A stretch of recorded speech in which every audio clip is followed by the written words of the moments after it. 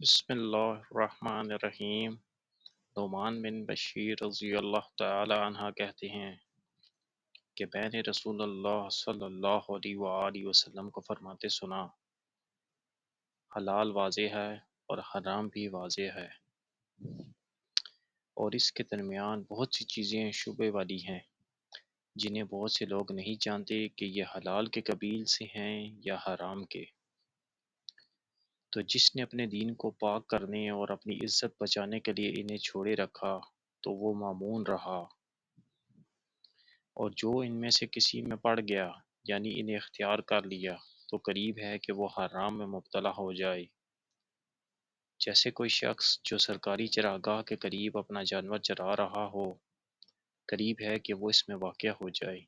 جان لو کہ ہر بادشاہ کی ایک چراگاہ ہوتی ہے، اور اللہ کی چراگاہ اس کی حرام کردہ چیزیں ہیں۔